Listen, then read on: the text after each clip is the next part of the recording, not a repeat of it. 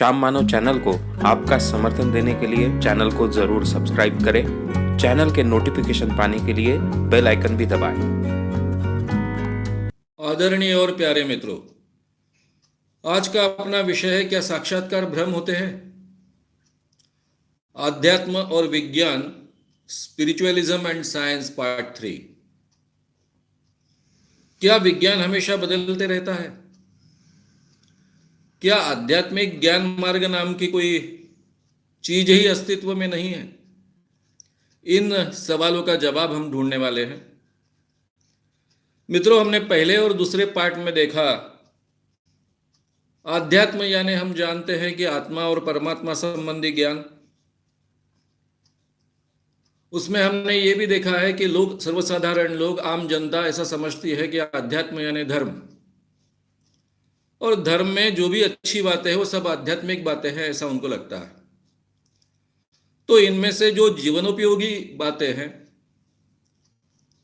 मानवीय जीवन में आवश्यक बातें हैं, जो धर्म ने कही है, वे सभी बातें हम आनंद से स्वीकारते हैं, अपने जीवन में अमल में लाते हैं। इतना ही नहीं तो उसमें हमने कानून में उन चीज़ों को ऐड किया है। कॉन्स्टिट्यूशन में ऐसी कई बातें आई है जो हमारे जीवन में हम अमल में लाते हैं। ये भी हमने देखा है। अब रहा सवाल आध्यात्म यानी परमात्मा और आत्मा संबंधी ज्ञान, जो मूल इसकी डेफिनेशन है। हमने ये भी देखा कि इस दुनिया में आत्मा होता ही नहीं है। जब आत्मा को अस्तित्व नहीं है, आत्मा होता ही नहीं है, तो उसका ज्ञान का सवाल कहां से आएगा?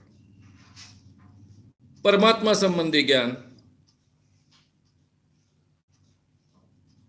अब रहा सवाल आध्यात्म यानी और क्या? आध्यात्म केवल ज्ञान का विषय नहीं है, वो एक मार्ग है ज्ञान प्राप्त करने का। हमने ये देखा कि आध्यात्म ज्ञान केवल प्राप्त करने का ये मार्ग नहीं, कि दुनिया का सभी प्रकार का ज्ञान प्राप्त करने का भी ये मार्ग है, जिसको कहते हैं आध्यात्मिक मार्ग। जब किसी को ये मार्ग से ज्ञान प्राप्त होता है तो उसको दो प्रकार का ज्ञान प्राप्त होता है, ये हमने देखा है। एक एब्सोल्यूट ट्रूथ, अंतिम सत्य, और दूसरा वैश्विक ज्ञान। अब हमने देखा है कि सभी लोगों को, जिनको जिनको हम समझते हैं कि जिनको साक्षात्कार हुआ है या फिर आध्यात्मिक ज्ञान प्राप्त हुआ है, उन लोगों का वैश्विक ज्ञान सत्य नहीं है। साक्षात्कारी लोगों को जो ज्ञान प्राप्त हुआ, तो उन्होंने जो वैश्विक ज्ञान का वर्णन किया है, पृथ्वी के ज्ञान का वर्णन किया है, इंसान के जीवन के ज्ञान का वर्णन किया है, उस ज्ञान में काफी असत्यता मिलती है, पूरा का पूरा सत्य नहीं होता है। यह भी हमने देखा कि साक्षात्कारी सभी पुरुषों का अंतिम ज्ञान एक क्यों नहीं है, क्योंकि अंतिम ज्ञान जो है, एब्सोल्यूट ट्रूथ जो है, वो तो एक ही हो सकता है, अलग अलग तो हो नहीं सकते हैं। ऐसा हम नहीं कह रहे हैं, आध्यात्म में ही एक कहा गया है। तो ऐसी स्थिति में सभी साक्षात्कारी पुरुषों का एब्सोल्यूट ट्रूथ एक क्यों नहीं है, वो भिन्न भिन्न क्यों है? ये दो बातें हमें काफी सालों से जो इस क्षेत्र में चर्चाएं हुई, डिस्कशंस हुआ, उस पर से ध्यान में आया था, और उसके आधार पर इस निर्णय तक हम पार्ट 2 तक पहुंचे थे कि साक्षात्कार से जो भी प्राप्त होता होगा, लेकिन ज्ञान प्राप्ति का यह मार्ग नहीं हो सकता है, क्योंकि इसके द्वारा विश्व के संबंधी, नेचर के संबंधी सही ज्ञान नहीं प्राप्त होता है, और ना ही अंतिम ज्ञान सही मात्रा में प्राप्त होता है या सही में प्राप्त होता है, क्योंकि सबका अंतिम ज्ञान जिसको कहते हैं वो भी भिन्न भिन्न रहा है। यहां तक हम पहुंचे थे, अब आगे हम चलेंगे। भाई, ये साक्षात्कार क्या है? एनलाइटनमेंट क्या है? जो 4 मार्ग बताए गए थे, जिन 4 मार्गों के द्वारा भारतीय परंपरा में ज्ञान की प्राप्ति होती है, यानी आध्यात्मिक ज्ञान की प्राप्ति होती है, वो चारों के चारों मार्ग साक्षात्कार से ही संबंधित है। यानी आप अपने गुरु पर श्रद्धा रखकर ज्ञान प्राप्त कर सकते हैं, शब्द प्रामाण्य से ज्ञान प्राप्त कर सकते हैं, गुरु ज्ञान को संक्रमित कर सकता है, लेकिन कौन गुरु? जो साक्षात्कारी है। या तो गुरु के साक्षात्कार के कारण आप ज्ञान प्राप्त करो, या फिर अपने खुद के साक्षात्कार के कारण आप ज्ञान प्राप्त करो। तो इसका मतलब अंतिमतः आध्यात्मिक ज्ञान का मार्ग साक्षात्कार ही है, ये हमने देखा था और आगे हम चल रहे हैं अभी। अब ये साक्षात्कार छठी इंद्रिय जागृत होने के कारण भी प्राप्त हो सकता है। ईश्वर प्राप्ति करते समय या फिर ईश्वर प्राप्त होने के बाद भी हमें साक्षात्कार प्राप्त होता है। छठी इंद्रिय जागृत होना यह पाश्चात्य परंपरा में मान्यता है। बुद्ध धर्म में बुद्धत्व प्राप्त करना, लेकिन चाहे छठी इंद्रिय जागृत हो, बुद्धत्व प्राप्त हो, तो अनेक चमत्कार करने का सामर्थ्य प्राप्त होता है। बुद्धत्व प्राप्त करने के बाद में आप हवा में उड़ सकते हो, पानी पर चल सकते हो, एक जगह पर अपने शरीर को गुम कर दूसरी जगह निर्माण कर सकते हो। ऐसे कई चमत्कारों का वर्णन मिलता है। भारतीय परंपरा में जिसको साक्षात्कार प्राप्त होता है उसको सभी प्रकार की सिद्धियां प्राप्त होती है। वो लोगों की बीमारियां ठीक कर सकता है, कोई भी वस्तुओं का निर्माण कर सकता है, कोई भी चमत्कार कर सकता है, और उसको भूत भविष्य वर्तमान की जानकारी होती है, ऐसी भी मान्यता है। अब किसे ये साक्षात्कार प्राप्त होने के बाद क्या होता है कि जन्म मृत्यु से मुक्ति भी प्राप्त होती है। जैन धर्म में यह मान्यता है कि अगर आपको जन्म मृत्यु के फेरे से मुक्ति चाहिए तो आपको साक्षात्कार होना चाहिए, फिर मोक्ष प्राप्त होता है। भारतीय परंपरा में भी यह मान्यता है। अभी किन्हें किन्हें साक्षात्कार प्राप्त हुआ था? सारे धर्म संस्थापकों को एनलाइटनमेंट हुआ था, रियलाइजेशन हुआ था, साक्षात्कार हुआ था, यह मान्यता है।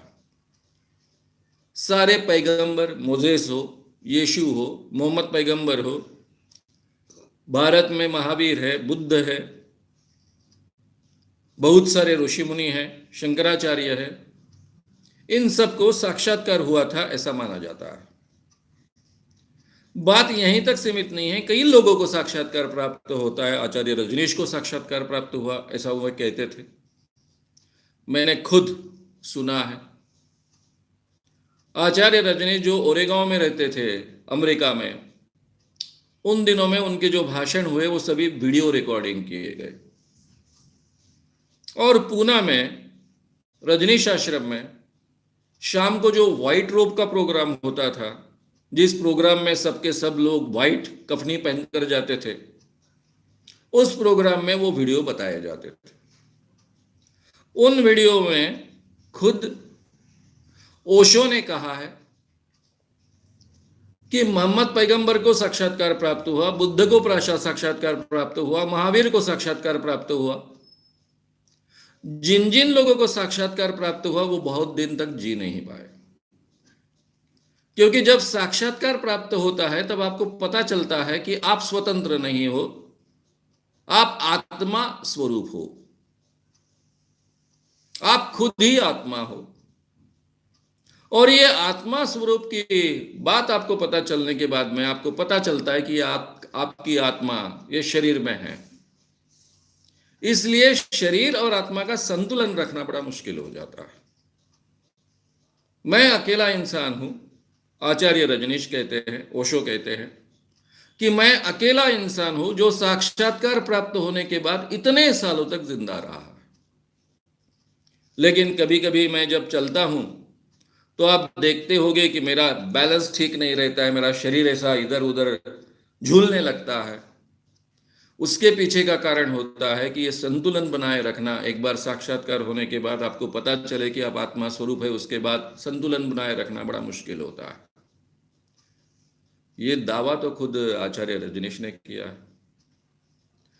तो अपने भारत में तो साक्षात्कार प्राप्त होने वाले काफी लोग हो सकते हैं।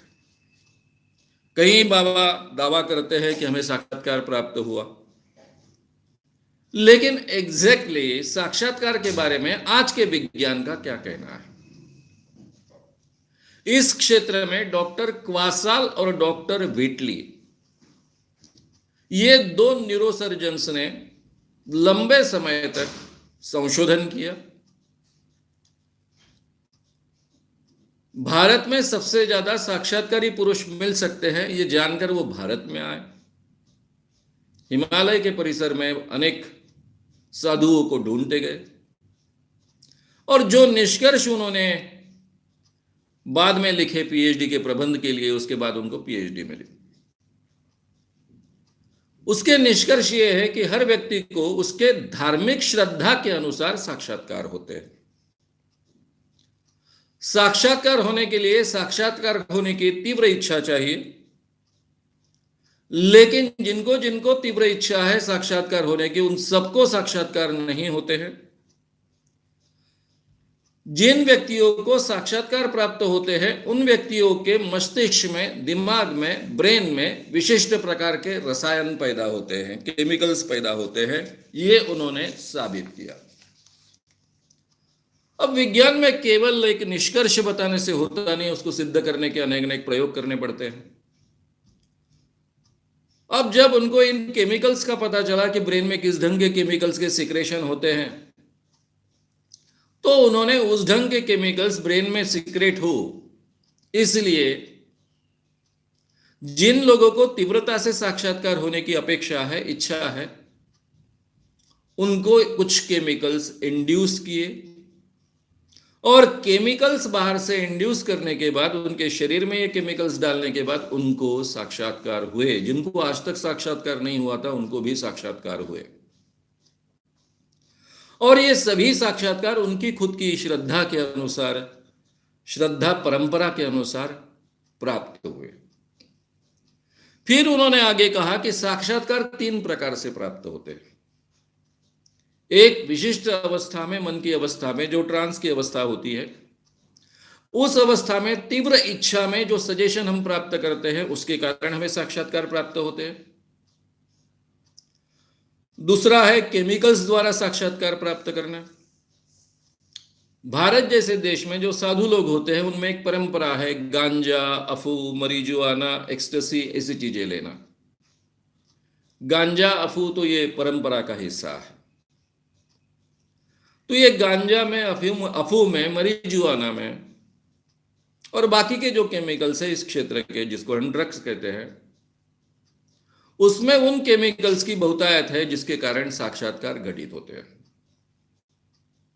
और इसीलिए महाराष्ट्र के एक बहुत ख्यातनाम संत तुकाराम हैं, उन्होंने अपने अभंग में कहा है, मराठी में पहले अभंग मैं आपके सामने बोलूंगा और बाद में उसका हिंदी वर्जन आपको बताऊंगा। सेवी भांग आफू तंबाखू उदंड, परितो भ्रांती माझी अखंड, तुका म्हणे ऐसा सर्वस्व बुडाला, त्यासी अंतरला पांडुरंग। यानी कई ऐसे साधु लोग होते हैं जो भांग पीते हैं, आफू खाते हैं, तंबाकू खाते हैं, बहुत खाते हैं, उदंड खाते हैं, और फिर उनको एक भ्रांति शुरू होती है। ये भ्रांति अखंड शुरू रहती है। ये ऐसे जो लोग हैं, ये सब के सब डूबे हुए लोग हैं, और ये लोगों को कभी भी पांडुरंग प्राप्त नहीं होता है, न ईश्वर प्राप्त नहीं होता है, ऐसा उन्होंने कहा है। आज से 400 साल पहले ये भ्रांति है, ये भ्रम है, ऐसा खुद संत तुकाराम ने कह दिया है। ये जो लोग अफू खाते हैं, गांजा पीते हैं, इन लोगों को भ्रम होते हैं, वो अखंड उसी अवस्था में रहते हैं। इसका वर्णन 400 साल पहले के अपने अभंगों में उन्होंने कर रखा है। तो ये दूसरी परंपरा है, केमिकल्स के द्वारा इस ढंग से साक्षात्कार प्राप्त करना। तीसरा प्रकार ज्ञात है इस क्षेत्र में, कुछ लोगों के दिमाग में कुछ गलत केमिकल सिक्रेशंस होने शुरू होते हैं। उसको डिल्यूडेड पर्सन्स भी कहा जाता है। जैसे सिजोफ्रेनिया हो गया, मैनिया हो गया, इस ढंग की कोई पेरोनिया में भी इस ढंग के अलग अलग भ्रम होते हैं। इस ढंग के लोगों को भी साक्षात्कार हुए ऐसा लगता है। तो साक्षात्कार के ये 3 प्रकार व्हिटली एंड क्वासाल के संशोधन के बाद सामने आए। एक मेडिटेशन की अवस्था में, अल्फा रिदम की अवस्था में, समून जैसी अवस्था में सजेशन के द्वारा साक्षात्कार प्राप्त होना, क्योंकि तीव्र इच्छा एक सजेशन बन जाता है। दूसरा, केमिकल्स के द्वारा साक्षात्कार प्राप्त होना। और तीसरा, ब्रेन में गलत सिक्रेशंस होने के कारण साक्षात्कार प्राप्त होना। तो आज का विज्ञान संशोधन के आधार पर, लंबे समय तक किए हुए संशोधन के आधार पर बेहिचक कहता है कि साक्षात्कार ये हेलुसिनेशन है, भ्रम है, उसमें सच्चाई नहीं है। हमने पहले ही देखा है कि जिन लोगों को साक्षात्कार हुआ ऐसा माने, उन लोगों ने जो विश्व संबंधी ज्ञान हमको दिया वो ज्ञान सत्य नहीं है, उसमें काफी असत्य बातें हैं। हमने ये भी देखा कि जिन्हें साक्षात्कार प्राप्त हुआ उन सबको एक ही प्रकार का एब्सोल्यूट ट्रुथ प्राप्त होना चाहिए था, अंतिम सत्य एक ही होना चाहिए था, लेकिन ये अंतिम सत्य एक नहीं है, सबका अंतिम सत्य भिन्न भिन्न है। इसलिए साक्षात्कार के माध्यम से अंतिम सत्य भी प्राप्त नहीं होता है, साक्षात्कार के माध्यम से अपने आप कोई वैश्विक ज्ञान भी प्राप्त नहीं होता है, और साक्षात्कार आखिरी में वैज्ञानिक संशोधन के आधार पर सिद्ध हुआ कि वे भ्रम है, इसके अलावा और कुछ नहीं है। अब एक बार हमें पता चल गया कि साक्षात्कार, जिससे वैश्विक ज्ञान भी हमको प्राप्त नहीं होता है, पारलौकिक ज्ञान तो भी हमें सही में प्राप्त हुआ क्या? पारलौकिक ज्ञान भी सही में नहीं प्राप्त हुआ। स्वर्ग की कल्पना सभी साक्षात्कारी पुरुषों ने की है,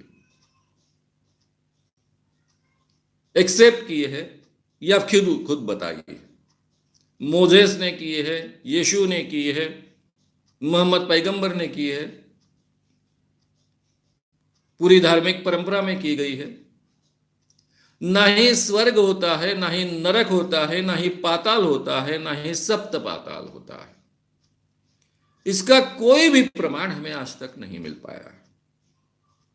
जब हमें अपने एक पहाड़ के आगे की कोई चीज पता नहीं होती थी, आज हमें पृथ्वी के इंच इंच की जानकारी है।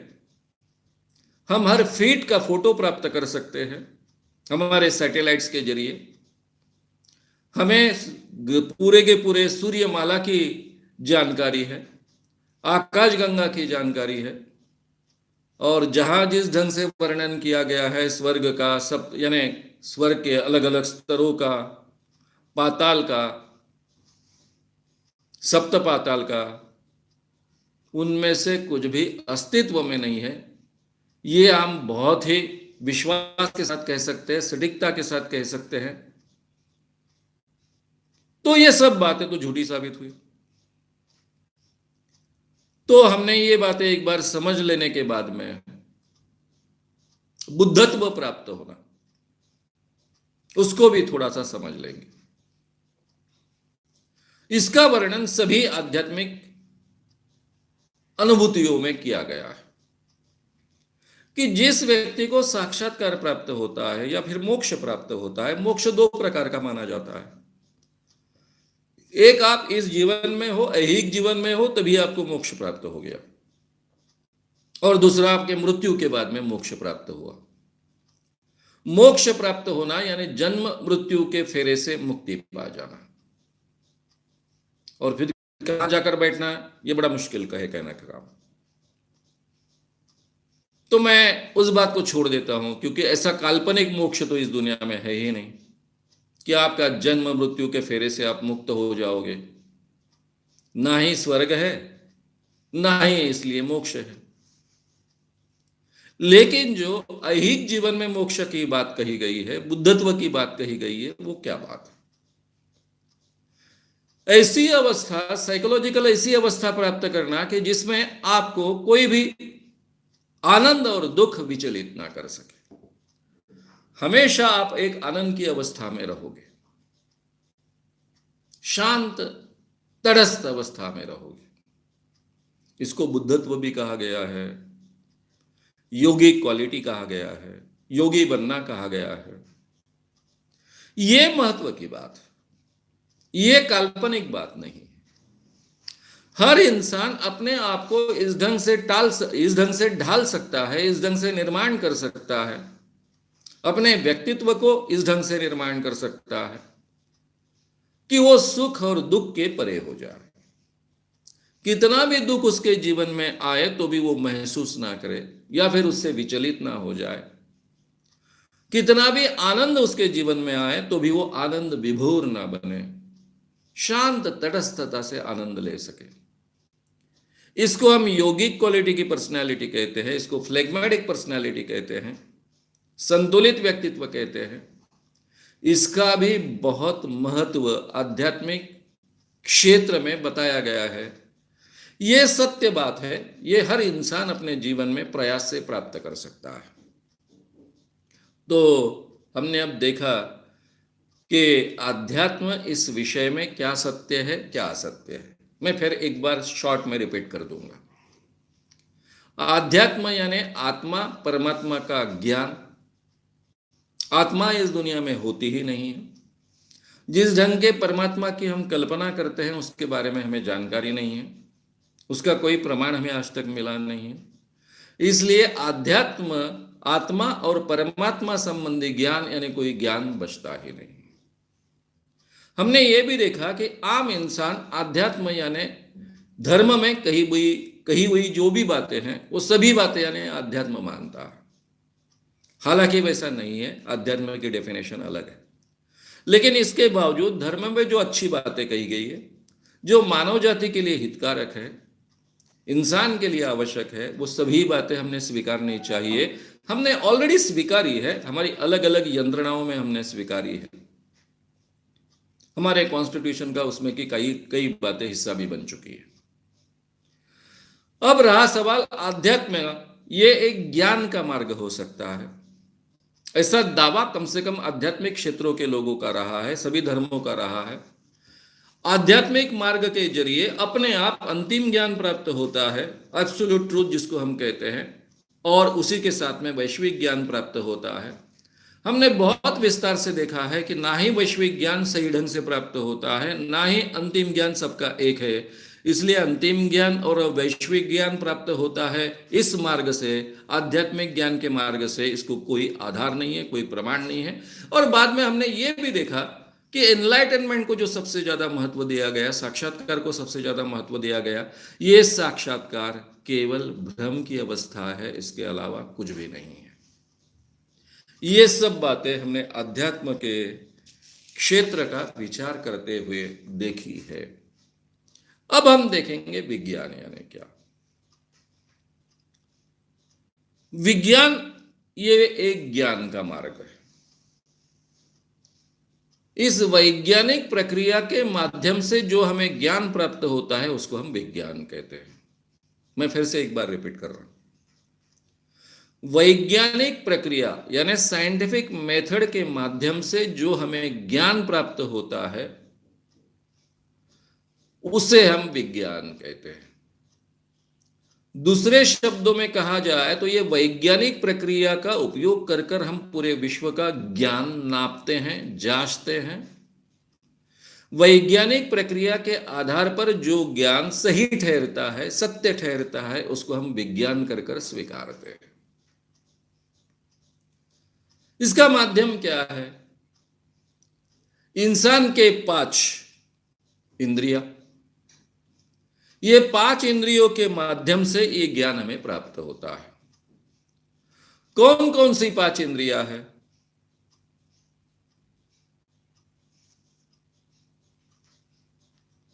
ये 5 इंद्रियां कौन कौन सी है? पहला है टच, स्पर्श। दूसरा है टेस्ट। तीसरा है स्मेल, बास। चौथा है देखना, हमारी आंखें। पांचवा है सुनना, हमारे कान। ये हमारी 5 परंपरागत इंद्रियां हैं। और इसको नई 3 इंद्रियां जोड़ दे, जिसको हम कहते हैं वेस्टिबुलर सेंस, जो हमारे कानों में होता है, उसके कारण हमें समझता है कि हमारा बैलेंस कहाँ है। अगर वेस्टिबुलर सेंस में कोई गड़बड़ी हो जाए तो हम अपना बैलेंस ठीक नहीं रख सकते हैं। फिर काइनेस्थेटिक सेंस, जैसे मेरी उंगली है, ये उंगली कहाँ है मैं देखता नहीं हूं, मेरी आंखें वहां नहीं जा रही है, ना ही कोई स्पर्श हो रहा है, इसके बावजूद मुझे पता चलता है कि ये उंगली कहाँ है, ये मेरा काइनेस्थेटिक सेंस है। और तीसरा, हमें भूख लगती है, प्यास लगती है, ये 3 इंद्रियां भी कई बार इसके साथ जोड़ी जाती है। तो ये 5 या 8 इंद्रियों के माध्यम से इस ज्ञान को हम प्राप्त करते हैं। अब इसमें कौन कौन से प्रकार का ज्ञान हमें प्राप्त होता है?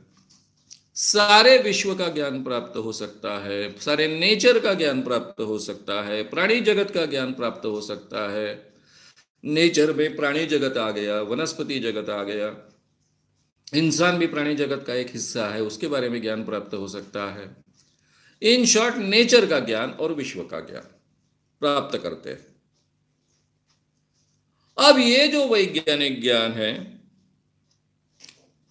ये इंद्रियों से हम प्राप्त करते हैं। हमने पहले ही देखा है कि इंद्रियों से जो ज्ञान प्राप्त होता है वो सत्य है नहीं सत्य है, इसके बारे में काफी चर्चा है, अध्यात्म में पहले ही हो चुकी है। क्योंकि कई बार हमें भ्रम होते हैं, हेलुसिनेशंस होते हैं। इसीलिए आत्मा और ब्रह्म, ये 2 भाग हमारे सामने लाए गए। फिर कहा गया कि केवल ब्रह्म सत्य है, बाकी पूरी की पूरी दुनिया माया है। क्योंकि ये जो माया है आपके आंखों को दिखती है, लेकिन इफेक्ट कुछ होती नहीं है। इसीलिए हमने शुरुआत में ही ये अध्यात्म और विज्ञान के लेक्चर सीरीज के शुरुआत में ही हमने देखा है कि हमारे जो अनुभव होते हैं वो किस प्रकार के होते हैं। हमारे अनुभव 2 प्रकार के होते हैं, ऑब्जेक्टिव एक्सपीरियंसेस और दूसरे सब्जेक्टिव एक्सपीरियंसेस। तो ये जो सब्जेक्टिव एक्सपीरियंसेस है उसको हम भ्रम कहते हैं, वो हेलुसिनेशंस होते हैं। और जो ऑब्जेक्टिव एक्सपीरियंसेस है वही हम सत्य मानते हैं। तो ये पहले ही हमने समझ लिया है कि केवल हम ऑब्जेक्टिव एक्सपीरियंसेस स्वीकारते हैं। अब मुझे लगता है आपको याद आया होगा कि ऑब्जेक्टिव एक्सपीरियंसेस का मतलब क्या है। यानी मेरे अस्तित्व के बगैर, मेरे आंखों के अस्तित्व के बगैर भी अगर किसी चीज का अस्तित्व है तो उसको हम कहते हैं ऑब्जेक्टिव एक्सपीरियंस। मैंने उदाहरण दिया था आपको कि मेरे सामने कैमरा लगा है जिसके द्वारा मैं आपको दिख रहा हूं। ये कैमरे का अस्तित्व केवल मेरे आंखों के कारण नहीं है, मुझे दिख रहा है, मेरी यही आंखों से दिख रहा है मुझे कैमरा, लेकिन इसके बावजूद इसका अस्तित्व, कैमरे का अस्तित्व केवल मेरे आंखों के कारण नहीं है। मैंने आंखें मूंद ली, मैं यहां से निकल भी गया तो भी कैमरा यही रहेगा, उसका अस्तित्व कायम रहेगा। दूसरे कैमरा में हम शूट करेंगे तो वो कैमरा हमको उसमें दिखेगा भी। तो इसको हम कहते हैं ऑब्जेक्टिव एक्सपीरियंस, जिसका अस्तित्व उस व्यक्ति के बगैर, उस व्यक्ति के इंद्रियों के बगैर भी होता है, उसको हम कहते हैं ऑब्जेक्टिव एक्सपीरियंस। ये अनुभव कौन ले रहा है? मैं ले रहा हूं, मेरी आंखें इसको देख रही है, लेकिन ये भ्रम नहीं है, क्योंकि ये कैमरा वहां है, उसको अलग अलग ढंग से हम प्रूफ कर सकते हैं। तो ये ऑब्जेक्टिव एक्सपीरियंस का ही हम यहां पर विचार करते हैं। हेलुसिनेशंस को और इल्यूजन्स को हम टाल देते हैं। हमने बहुत विस्तार से ये बातें पहले ही देखी हैं। तो ये वैज्ञानिक प्रक्रिया का जांचना, इसका मतलब क्या है? ये वैज्ञानिक प्रक्रिया का मतलब भी क्या है, ये हमको समझ लेना पड़ेगा। अभी इंसान की आयु कम से कम 10 लाख साल की मानते हैं। हमारे पृथ्वी की आयु 450 करोड़ साल की है। इंसान की आयु 10 लाख साल की है। आज का इंसान जैसा है वैसे के वैसे इंसान की आयु माने तो भी कम से कम 1 लाख साल की तो डेफिनेटली है। गए 100 सालों में हमने जितनी प्रगति की है उतनी प्रगति ये 2 पैरों पर चलने वाले इस प्राणी ने 9,99,99,000 900 सालों में नहीं की, उससे ज्यादा प्रगति उसने 100 सालों में की। ये प्रगति का स्पीड इतने गए 100 सालों में क्यों बढ़ा, इतनी स्पीडीली क्यों प्रगति हो पाई? उसका एकमात्र कारण है, हमें साइंटिफिक मेथड का एहसास हुआ। ये साइंटिफिक मेथड एक फुल प्रूफ सत्य जांचने की यंत्रणा है, ये हमारे ध्यान में आया, उसका हमने हर क्षेत्र में उपयोग करना शुरू किया, और इसलिए इतना स्पीडीली ये वैज्ञानिक क्षेत्र का और पूरे दुनिया का, इंसान का विकास हुआ, प्रगति हुई। अब ये विज्ञान की प्रगति क्या आज हुई है क्या? नहीं, कई हजारों सालों से चल रही है। कम से कम 4-5 हजार सालों से तो चल ही रही है। इंसान ने विज्ञान का उपयोग कब किया?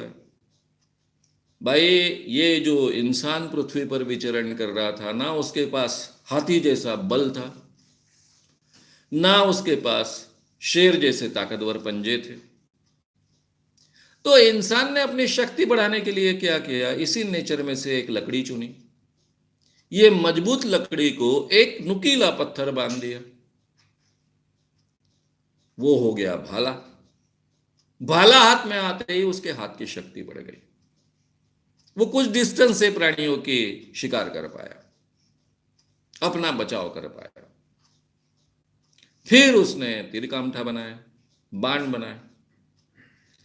ये तीर बाण, इसके जरिए उसने और दूर से शिकार करना सीख लिया, यानी उसके हाथों की शक्ति उसने बढ़ाई।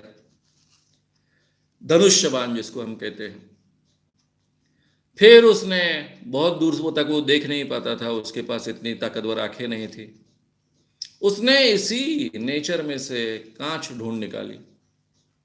ये ग्लास ढूंढ निकालने के बाद, कांच ढूंढ निकालने के बाद उसने दूरबीन बनाई, दूर का डिस्टेंस का वो देखने लग गया। का चश्मा बनाया, काफ़ी अच्छे ढंग से, जो मर्यादाएं होती है नेचर की, उसके बाद भी वो देख पाए, ऐसी अवस्था उसने निर्माण की। वो दौड़ नहीं सकता था, घोड़े इतना भी दौड़ नहीं सकता था, हिरण इतना तो दौड़ ही नहीं सकता था। उसने दौड़ने की क्षमता बढ़ाने के लिए चक्का निर्माण किया। चक्का निर्माण करने के बाद में उसने बैलबंडी तैयार की, यानी अलग अलग जानवर उसको जोड़कर उसने अपनी स्पीड बढ़ाई। ये सभी विज्ञान है। ये इंसान में जो सोच की क्षमता है, विचार करने की क्षमता है, उसके आधार पर उसने अपनी क्षमताएं हर क्षेत्र में बढ़ाने के लिए इसी नेचर का उपयोग किया। इसी नेचर की कुछ चीजों का उपयोग कर कर उसने अलग अलग नियम समझ लिए नेचर के, और उनका उपयोग कर कर अपनी क्षमताएं वो बढ़ाते गया। ये दुबला पतला इंसान अकेला जी नहीं सकता, इसलिए साथ में जी रहा था। साथ में जीना उसके लिए अनिवार्य था, ग्रुप में रहना उसके लिए अनिवार्य था। लेकिन बाकी जानवर जैसे ग्रुप में केवल जिंदगी भर रहते हैं, पीढ़ियों पीढ़ियों से केवल रहते हैं, वहां तक ये इंसान समेत नहीं रहा। उसने भाषा विकसित की। बोलने की जो क्षमता है, आवाज निकालने की जो क्षमता है, उसका रूपांतरण उसने भाषा में किया। भाषा विकसित होते होते उसके विचार करने की क्षमता बढ़ते गई। फिर उसने अलग अलग प्राणियों का पालन किया, पशु का सहयोग लिया। बैल है, घोड़ा है, कुत्ता है, बकरी है, मुर्गा है। कुछ लोगों का खाने के लिए उपयोग किया, कुछ लोगों का अपनी क्षमताएं बढ़ाने के लिए उपयोग किया, कुछ लोगों का खेती के लिए उपयोग किया, और इस ढंग से वो अपनी प्रगति करते गया। गुफा में रहने वाला इंसान, आज भी मैक्सिमम प्राणी अपने खुद के घर नहीं बनाते हैं, बहुत थोड़े बहुत होते हैं और बहुत प्राथमिक स्तर के वो घर होते हैं। लेकिन ये गुफा में रहने वाला इंसान धीरे धीरे खुद के घर बनाने लग गया। जैसे वो नीचे खेती करने के लिए आया तो खुद के घर बनाने लग गया, घरों में उसने विकास किया। पहले वो फल खाता था, मांस खाता था। ये फल और मांस पर जीने वाला, शिकार पर जीने वाला इंसान, रोज की जद्दोजहद थी। कई समय में फल नहीं मिलते थे, रोज शिकार मिलेगी इसकी गारंटी नहीं रहती थी। उसको अनाज की जानकारी मिली, इसी नेचर में से उसने अनाज को यानी प्राप्त किया, और ये अनाज उगाना सीखा। ताकि उसकी सुरक्षितता बढ़े। अकाल के साथ लड़ना सीखा, वो धनधान्य निर्माण करने लग गया। ये सभी साइंस, ये सभी विज्ञान, धीरे धीरे वो इससे स्वयं पूर्ण बना। जो पूरी तरह से केवल नेचर पर निर्भर था, उसने नेचर पर की अपनी निर्भरता बहुत कम की, अपनी सुरक्षितता बढ़ाई, अपना घर निर्माण किया, धान्य उगाना सीखा, प्राणी पालना सीखा, उसकी सुरक्षितता बढ़ी। ये सारी की सारी प्रगति इंसान के विचार करने की क्षमता के कारण वो कर पाया। ये जो तर्क के आधार पर नेचर में वो ढूंढता था, शोध करता था, नियमों का, नेचर के नियमों का अध्ययन करता था, उसकी जानकारी प्राप्त करता था, उसका उपयोग करता था, और उस उपयोग के आधार पर अपना विकास करता था। भाला बनाना ये भी विज्ञान है, भाला मार के शिकार करना ये भी विज्ञान है, धनुष्यबाण बनाना ये भी विज्ञान है, धनुष्यबाण से तीर मारकर शिकार करना ये भी विज्ञान है, घर बनाना ये भी विज्ञान है। ये सभी विज्ञान के जरिए ही उसने अपनी प्रगति की, विकास किया। धीरे धीरे उसके अनेक ज्ञान के क्षेत्र बढ़ते गए। 2250 साल पहले एरिस्टोकर्स ऑफ सेमोस, इसने कहा कि जो हमारी मान्यता है, जो हमें आंखों से दिखता है कि पृथ्वी जियोसेंट्रिक है, विश्व के मध्य में है, उसके इर्द गिर्द सारे तारे, चांद, सूरज घूम रहे हैं, ये बात सच नहीं है। आज से 2250 साल पहले ये बात उसने कही। पृथ्वी गोल है और सूरज के इर्द गिर्द घूमती है। अपने गणित के आधार पर छठी यानी 2250 साल पहले कहने वाले ये एरिस्टोकर्स ऑफ सेमोस का मत तुरंत नकारा गया, क्योंकि तब टॉलेमी नाम का एक बहुत ही बड़ा शास्त्रज्ञ, जो वैज्ञानिक भी माना जाता था, विद्वान भी माना जाता था, उन दिनों में सभी विद्वान लोगों को गणितज्ञ कहा जाता था। वो साइंटिस्ट भी होते थे, विद्वान भी होते थे, और तत्वज्ञ भी होते थे, फिलोसोफर्स भी होते थे। तो टॉलेमी का इतना बोलबाला था कि उसने कह दिया कि ये जो बात कह रहा है एरिस्टोकर्स ऑफ सेमोस, उसमें कोई तथ्य नहीं है। पृथ्वी जियोसेंट्रिक है और पृथ्वी के इर्द गिर्द सूरज घूमता है, चांद घूमता है। एरिस्टोकर्स ऑफ सेमोस का मत नकारा गया, क्योंकि उन दिनों जांचने के कोई सटीक तरीके नहीं थे। सत्य समझने के लिए कोई ऐसा फुल प्रूफ तरीका नहीं था कि जिसके आधार पर दूध का दूध, पानी का पानी बन जाए। ये मैं उदाहरण इसलिए दे रहा हूं कि तब भी विज्ञान था, तब भी लोगों को काफी ज्ञान था, काफी ज्ञान की दिशा में वो प्रवास कर रहे थे, लेकिन उन दिनों में ये ज्ञान के बारे में डेफिनेटली कुछ कहा नहीं जा सकता था कि ये सत्य है ही नहीं है, ये कहा नहीं जा सकता था। उनका जो उपयोग करना संभव था, उसी के आधार पर हम कुछ कह सकते थे।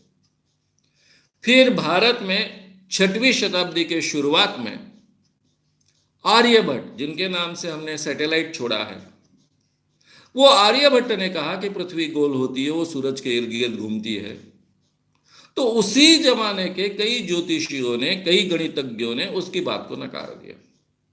वो बेचारा उनके सवालों के जवाब नहीं दे पाया। उन्होंने सवाल किया कि सुबह सुबह पंछी उड़ते हैं, ये उड़ने वाले पंछी हवा में विहारते रहते हैं, घूमते रहते हैं, और शाम को वापस आते हैं, बराबर उनको अपने घोंसले कैसे मिलते हैं?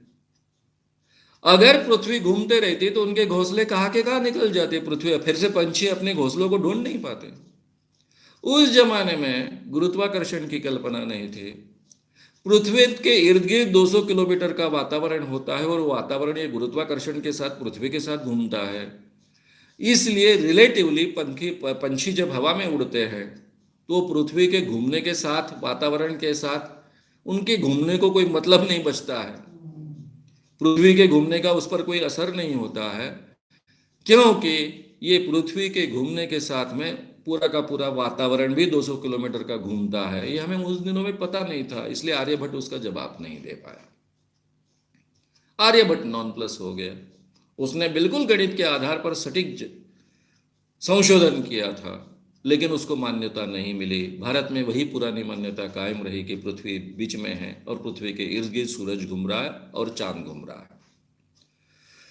अब मित्रों, उस जमाने में ऐसे कई अनुसंधान हुए, लेकिन ये जो अनुसंधान हुए, सत्य की खोज हुई, जिनको तुरंत जांचना संभव था वो तुरंत जांचा गया और वो फिर सत्य है असत्य है ध्यान में आ गया। लेकिन जो चीजें तभी जांचना, तुरंत जांचना संभव नहीं था, वे नकारते हम गए, क्योंकि हमारे पास उन दिनों में बहुत अच्छे ढंग से जांचने के तरीके उपलब्ध नहीं थे। यह सब प्रकार चलता रहा 16वीं शताब्दी तक। 16वीं शताब्दी में देखिए, 2250 साल पहले, यानी ईसा मसीह के 250 साल पहले यह बात कही गई थी कि सूरज के इर्द गिर्द पृथ्वी घूमती है और पृथ्वी गोल है।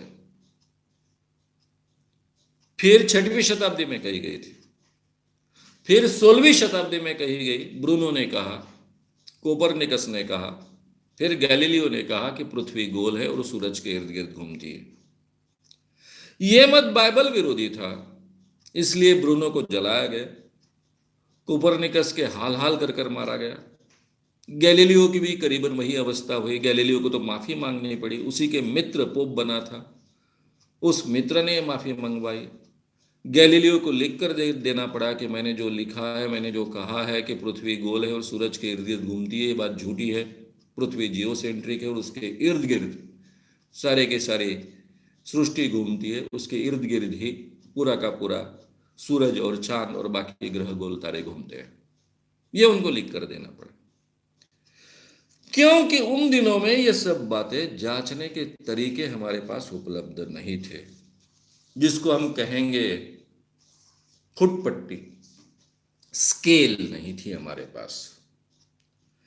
इसलिए किसी वैज्ञानिक ने, किसी विद्वान ने जो बात कह दी, उसको काफी वजन होता था, वही बात को माना जाता था। धीरे धीरे 18वीं शताब्दी में, 19वीं शताब्दी में ये वैज्ञानिक प्रक्रिया, साइंटिफिक मेथड की प्रक्रिया स्पष्ट होते गई, उसका बड़े पैमाने पर उपयोग होते गया। उसके माध्यम से जो सत्य हमें मिलता है, उसका उपयोग बड़े पैमाने पर होने लग गया। इसलिए पूरे यूरोप की अवस्था बदलते गई, युद्ध साहित्य बदला। यूरोप ने धीरे धीरे पूरे पृथ्वी पर कब्जा कर लिया था, सारे खंडों में उनके राज निर्माण हो गए थे, और ये विज्ञान के बलबूते पर था। और ये विज्ञान, वैज्ञानिक प्रक्रिया के आधार पर हम बहुत अच्छे ढंग से संशोधन कर सकते हैं, सत्य को खोज सकते हैं, ये ध्यान में आया था। इसलिए इस वैज्ञानिक प्रक्रिया को काफी प्रतिष्ठा मिलती गई। और 20वीं शताब्दी में तो यहां तक बात पहुंच गई कि हर सत्य को ढूंढने के लिए, जांचने के लिए, परखने के लिए वैज्ञानिक प्रक्रिया का हमने उपयोग करना चाहिए। और वैज्ञानिक प्रक्रिया के उपयोग के आधार पर जो बात हमें सत्य मिलती है, उसको सत्य कर स्वीकारना चाहिए। और इस प्रक्रिया का उपयोग करने के बाद में जो बात असिद्ध होती है, असत्य सिद्ध होती है, उसको हमने नकारना चाहिए। ये 100% की स्केल, वैज्ञानिक प्रक्रिया, साइंटिफिक मेथड मिली, उस कारण हमारा विकास बहुत ही स्पीडीली होने लगा। मैंने पहले ही कहा कि 20वीं शताब्दी में तो यह स्थिति आ गई कि ये वैज्ञानिक प्रक्रिया हर ज्ञान के क्षेत्र में लगानी चाहिए, ये आग्रह बढ़ने लगा। केवल विज्ञान के क्षेत्र में नहीं, यानी गणित है, आज जिसे हम फिजिक्स कहते हैं, केमिस्ट्री कहते हैं, केवल इन विषयों में नहीं, तत्व ज्ञान जैसे विषय में, साइकोलॉजी जैसे विषय में, जो आजकल ह्यूमैनिटीज के विषय कहते हैं, उन विषयों में भी, अर्थशास्त्र जैसे विषय में भी, समाजशास्त्र विषय में भी ये वैज्ञानिक प्रक्रिया का उपयोग अपरिहार्य माना गया, इनएविटेबल माना गया। और इस कारण उस क्षेत्र में भी बड़े पैमाने पर हमारा विकास हुआ। अब मित्रों, सभी ज्ञान के क्षेत्र में वैज्ञानिक प्रक्रिया का उपयोग करने का आग्रह इतने बड़े पैमाने पर विकसित हुआ कि यह कंपल्शन बन गया ज्ञान के क्षेत्र में। आज पूरे दुनिया में यूनिवर्सिटीज में जो भी ज्ञान प्राप्त होता है, उस सभी ज्ञान के क्षेत्र में वैज्ञानिक प्रक्रिया का उपयोग किया जाता है। वैज्ञानिक प्रक्रिया के माध्यम से जो बात सत्य सिद्ध होती है उसको स्वीकारा जाता है, जो बात असत्य सिद्ध होती है उसको नकारा जाता है। ज्ञान प्राप्त करने का एकमात्र तरीका है साइंटिफिक मेथड का उपयोग करना। ये बात पूरे दुनिया में एस्टेब्लिश हो चुकी है। अब यहां तक हम पहुंचे हैं। अब इसके द्वारा हम कौन कौन सा ज्ञान प्राप्त कर सकते हैं, ये हमने पहले ही देखा है। विश्व के बारे का ज्ञान, सृष्टि के बारे में का ज्ञान, प्राणी के बारे में का ज्ञान, प्राणी जगत है, मानवीय मन है, मानवीय वर्तन है, शरीर है, चाहे वो अध्यात्म का क्षेत्र हो, चाहे वो धर्म का क्षेत्र हो, चाहे वो इंसान के मन का क्षेत्र हो यानी साइकोलॉजी हो, हर क्षेत्र में वैज्ञानिक प्रक्रिया का उपयोग करना इनएविटेबल माना गया। और उसके आधार पर जो हमें सत्य मिलता है उसको हम सत्य कर कर स्वीकारेंगे, जो सत्य साबित नहीं होता है, झूठ साबित होता है, उसको नकारेंगे। ये मान्यता एस्टैब्लिश हो गई। तो ये जो साइंटिफिक मेथड मैं बार बार कह रहा हूं वो क्या है? मैं खुद विज्ञान का विद्यार्थी रहा हूं इंटर साइंस तक, लेकिन जब मैं इंटर साइंस का विद्यार्थी था तब मुझे वैज्ञानिक प्रक्रिया के बारे में बिल्कुल जानकारी नहीं थी। ये नाम भी मैंने नहीं सुना था। मुझे लगता है मेरे एक भी प्रोफेसर को ये मालूम नहीं था। भारत में जितने विज्ञान के विद्यार्थी हैं, मैंने कईयों से बात की, है साइंटिफिक मेथड नाम की कोई चीज तुमको पता है क्या? किसी को पता नहीं। हम विज्ञान सीखते हैं, लेकिन जिसके आधार पर यह पूरा का पूरा विज्ञान खड़ा है उसकी हमको मेथड ही मालूम नहीं है। हम केवल विज्ञान सीखते हैं, मतलब विज्ञान को रटते हैं, मगअप कर कर परीक्षा में लिखते हैं और विज्ञान से मुक्ति पा लेते हैं। दिमाग में घुसने ही नहीं देते। नहीं तो कोई भी विज्ञान का विद्यार्थी कभी अंधविश्वासी रह ही नहीं सकता है। अब वो क्या करेगा? ना ही उसको अपने स्टडीज में सिखाया जाता है, ना उसके प्रोफेसर्स को मालूम। केवल जो रिसर्च साइंटिस्ट होते हैं, जो अपने लैब में रिसर्च करते हैं, वे इस प्रक्रिया का उपयोग करते हैं।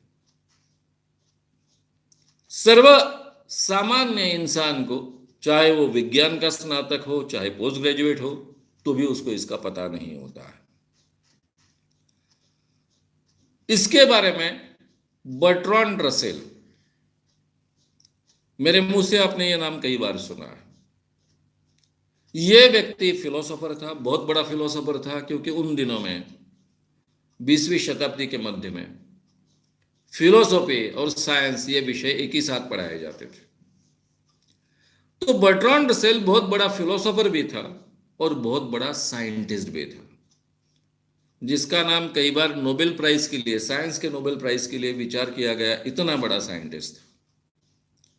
उन्होंने फिलोसॉफी ऑफ साइंस नाम की एक सुंदर किताब लिखी, यानी साइंस की फिलोसॉफी।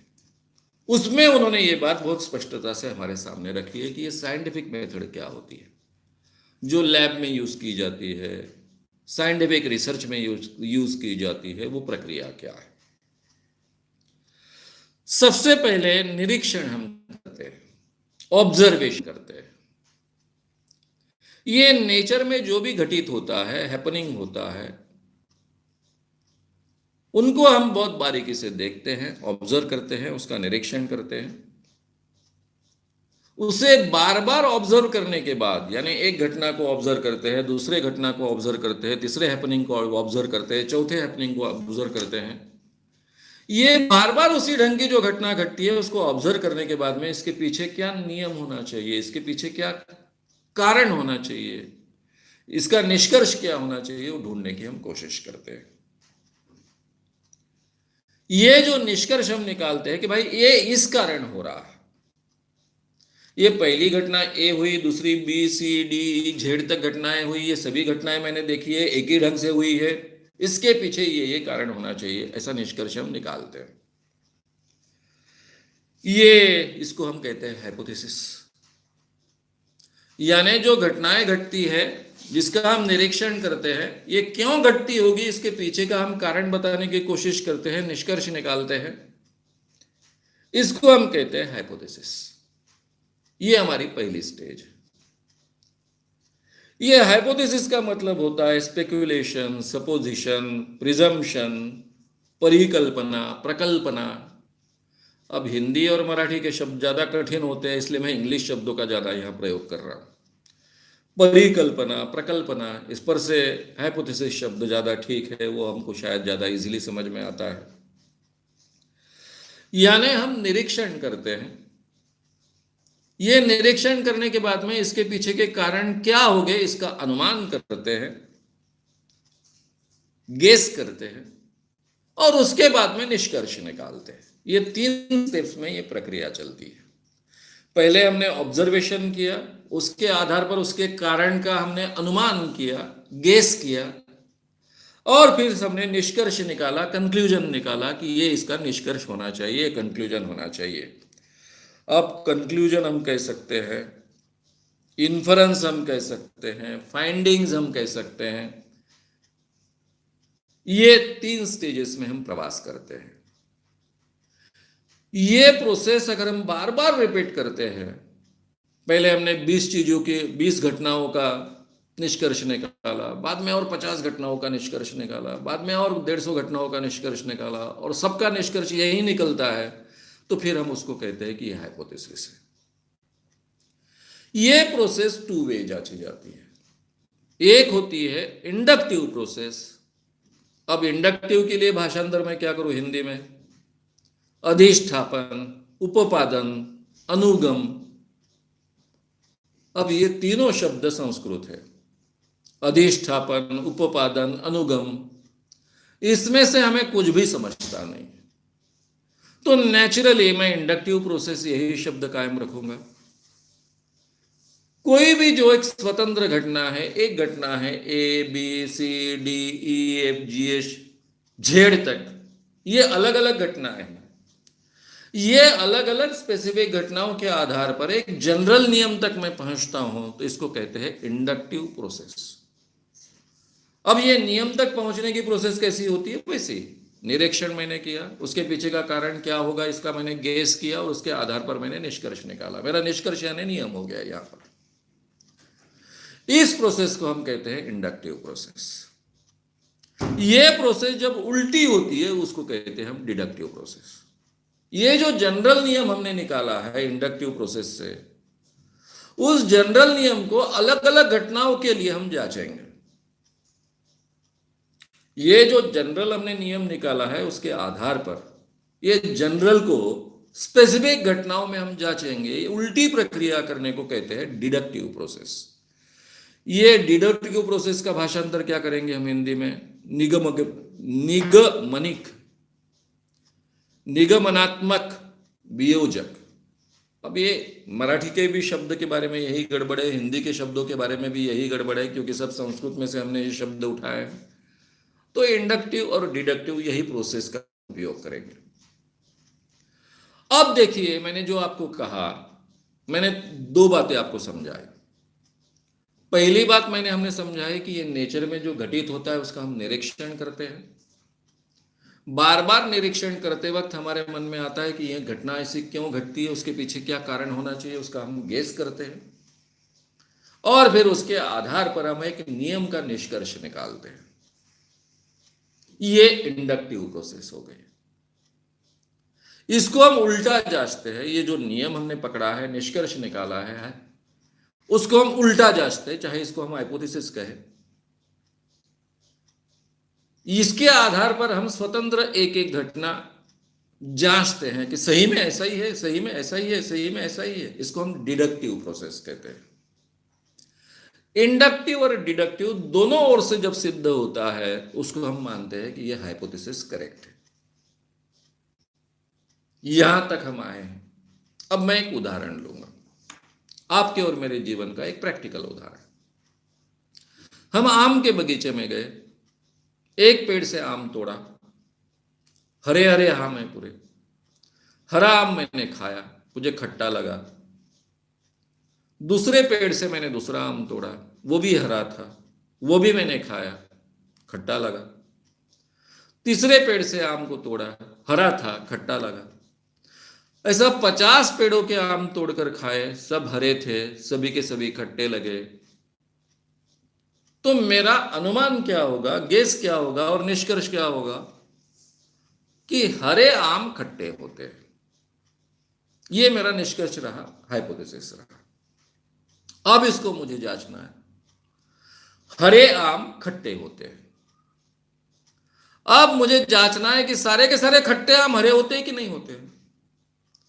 इसलिए मैं क्या करूंगा, मेरे 100 मित्रों को इस प्रोग्राम में मैं शामिल करूंगा कि जाओ अलग अलग आम के बगीचे में जाओ, आम खाकर देखो, जो जो आम खट्टे लगे उनको सब संग्रहित कर कर लेकर आओ। सबने एक एक आम जांच लिया, खाकर देखा। शर्त क्या है, अभी हरे आम नहीं देखना है। अभी क्या देखना है, पहले मैं केवल हरे आम देख रहा था क्योंकि सभी हरे आम थे। अब आम पके भी है, कुछ आम के कलर बदल गए, कुछ पीले बन गए। अब लड़के जा रहे हैं, ये 100 के 100 लड़के, और ढूंढ रहे हैं खट्टे आम कौन से, और पूरे के पूरे खट्टे आम इकट्ठा कर कर ला रहे हैं। 100 लोगों ने 100 प्रकार के बगीचों में जाकर आम लाए हैं, खट्टे आम लाए। अब हमें क्या ढूंढना है कि सभी खट्टे आमों का कलर हरा होना चाहिए।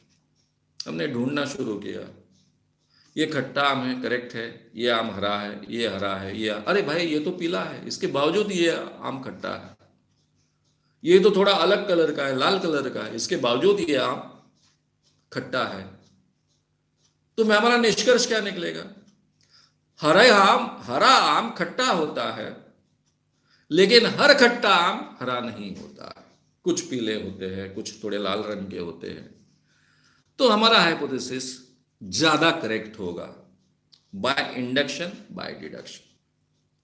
जब बाय इंडक्शन और बाय डिडक्शन एक ही बात सिद्ध होती है तो उसको हम हाइपोथेसिस कहते हैं। अभी ये भी हाइपोथेसिस हो गया कि हरा आम खट्टा होता है, लेकिन हर खट्टा आम हरा नहीं होता है, कुछ पीले होते हैं, कुछ लाल भी हो सकते हैं, अलग रंग के भी हो सकते हैं।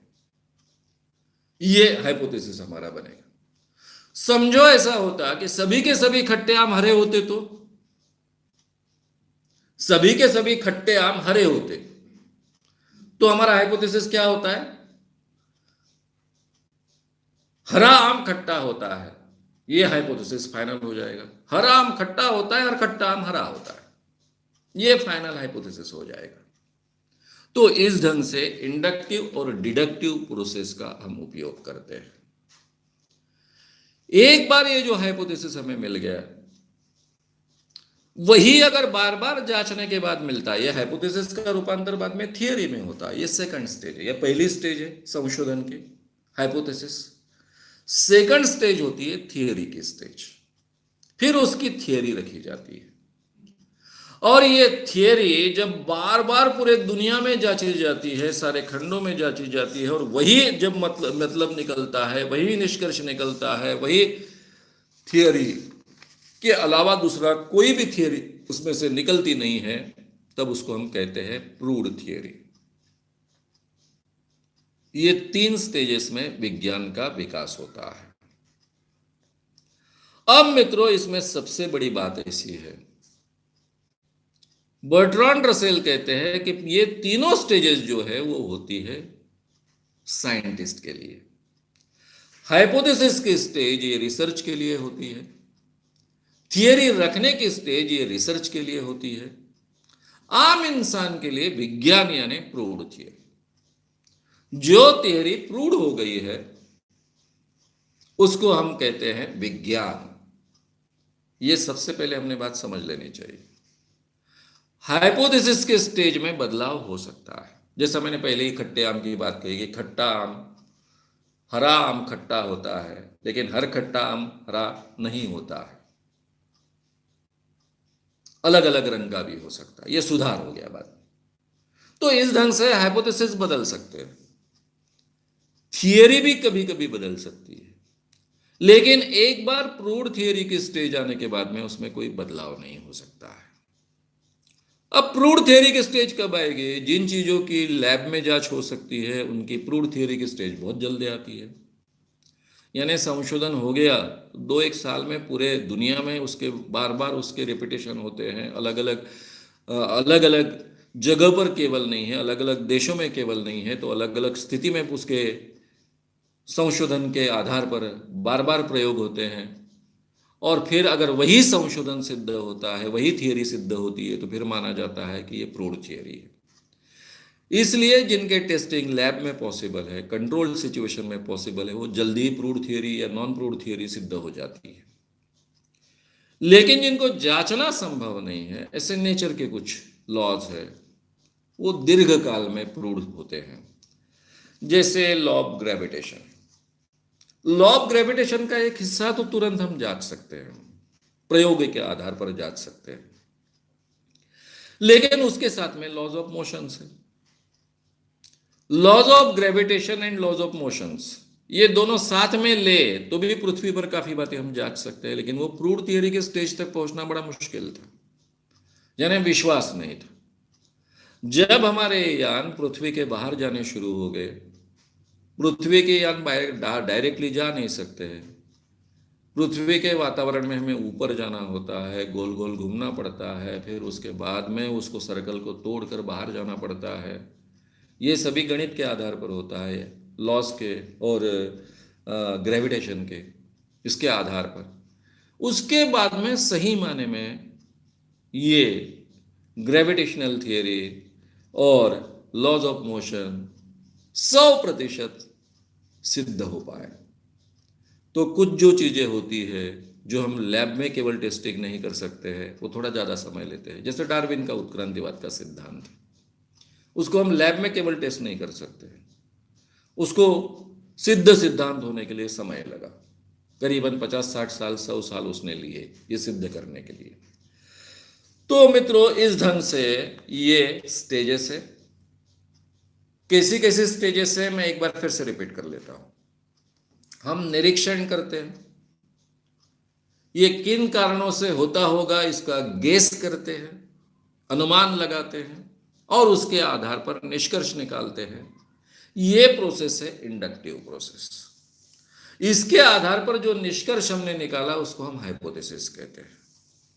ये हाइपोथेसिस हम उल्टी तरफ से फिर जांचते हैं, यानी ये नियम को हर घटना में जांच कर देखते हैं, अलग अलग स्वतंत्र घटना में जांच कर देखते हैं।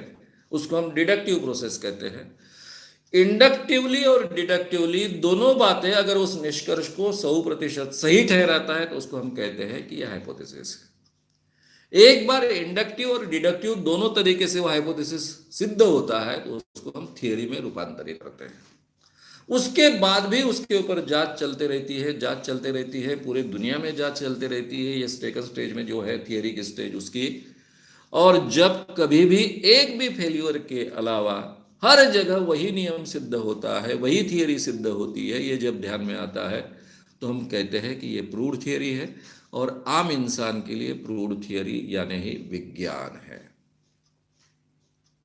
ये स्टेजेस हमको बर्ट्रांड रसेल ने सिखाई है, समझाई है फिलॉसफी ऑफ साइंस इस किताब में। अब मित्रों, हम जो कहते हैं विज्ञान हमेशा बदलते रहता है, क्या ये बात सही है? जी नहीं, विज्ञान कभी भी बदलता नहीं है। विज्ञान में एक बार जो बात सिद्ध हुई वो बाद में कभी भी असिद्ध नहीं होती है। विज्ञान की हर प्रूव्ड थियरी ये हमेशा यूनिवर्सल होती है। हम जो कहते हैं कि विज्ञान को अपवाद होता है, ये केवल कहावत है। अपवाद से नियम सिद्ध होता है, ये केवल कहावत है। विज्ञान में कोई भी अपवाद नहीं होता है। मुझे लगता है कि वैज्ञानिक प्रक्रिया हमारे समझ में आई है। बहुत आसान बात है। हम निरीक्षण करते हैं विश्व का, ये क्यों होता होगा उसका अनुमान करते हैं, उसके आधार पर निष्कर्ष निकालते हैं, वो हमारा हाइपोथेसिस होता है। ये हाइपोथेसिस को हम उल्टी ओर से जांचते हैं कि नियम सच मानते हैं और हर घटना में उसको जांचते हैं, उसको डिडक्टिव प्रोसेस कहते हैं। पहले प्रोसेस को इंडक्टिव प्रोसेस कहते हैं। अगर इंडक्टिवली और डिडक्टिवली ये बात सिद्ध हो गई तो हाइपोथेसिस करेक्ट है, ये सिद्ध होता है। इसी हाइपोथेसिस को हम रूपांतरित करते हैं थियरी में। फिर थियरी की जांच होते रहती है और ये जांच होने के बाद में उसके विरोध में अगर एक भी उदाहरण ना मिले और वो हर जगह प्रूव होते जाती है तो बाद में उसको हम प्रूव्ड थियरी कहते हैं। और प्रूव्ड थियरी यानी विज्ञान है। एक बार विज्ञान सिद्ध हो गया कि उसके बाद में उसमें कोई परिवर्तन नहीं होता है। तो मित्रों, यहां तक हम पहुंचे हैं। आगे की बातें नेक्स्ट लेक्चर सीरीज में देखेंगे। श्याम मानव चैनल को आपका समर्थन देने के लिए चैनल को जरूर सब्सक्राइब करें। चैनल के नोटिफिकेशन पाने के लिए बेल आइकन भी दबाएं।